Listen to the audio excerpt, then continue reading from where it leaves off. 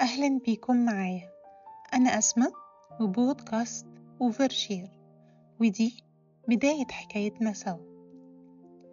خليني أبدأ بسؤال بسيط: خايف تكون عادي؟ أحيانا بنجري في كل الاتجاهات، بندور حوالينا دايما، بندور على حاجة نعملها أو نكونها، وبنكون فاكرين إننا بنعمل كده علشان ده اللي محتاجينه فعلا. بس في العمق السبب الوحيد هو الخوف من إننا نكون عاديين. الموضوع ده قابلني كتير في حياتي، سواء في الشغل، في العلاقات، أو حتى مع نفسي. لاحظت إن جوايا دايما إحساس إني لازم أكون مميزة، حاجة بتدفعني طول الوقت أثبت ده.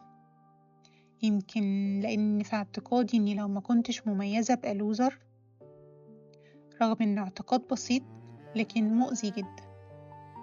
بصراحة ده خلاني مجهدة ومرهقة، ودايما بضغط نفسي أكتر من اللازم. في البداية كنت فاكرة إني لوحدي، لكن لما بصيت حواليا لقيت ناس كتير قوي زيي، حاسين بنفس الضغوط والخوف من العادي. خلينا ناخد مثال قريب لينا كلنا: الأم. الأم دايما بتحاول تكون أفضل أم ومميزة في كل شيء. جواها اعتقاد إنها لازم تكون سوبر هيرو، رغم إن محدش طلب منها ده. كل اللي محتاجاه إنها تكون طبيعية على فطرتها، تحاول وتجرب وتبذل مجهود، لكن من غير ما تسحل نفسها ورا فكرة التميز والمثالية. طيب، خلينا نسأل نفسنا سؤال: ليه كلنا عايزين نبقى مميزين؟ ليه العادي مش كفاية؟ يمكن لأن أغلبنا كبر وهو شايف إن المميز دايما مسموع، محبوب، متشاف، والناس بتسقف له، وكل حاجة ليها تقدير، وإن العادي عادي، موجود وخلاص. بس محدش قال لنا حاجة مهمة قوي: إن ربنا خلقنا كلنا بطبيعتنا وببساطتنا مميزين أصلا. كل اللي محتاجينه إننا نكون نفسنا العادية، لأنها في حد ذاتها مميزة. واللي هتكتشفوه بقى إن كون الإنسان عادي ده شيء مريح جدا، فيه سلام وسكينة.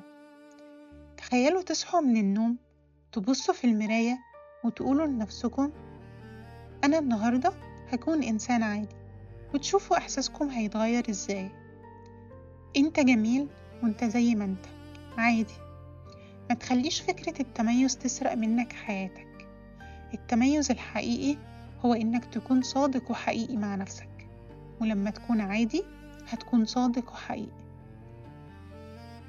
الحلقة دي كانت عن إننا نكون عاديين ونلاقي التميز الحقيقي في صدقنا مع نفسنا.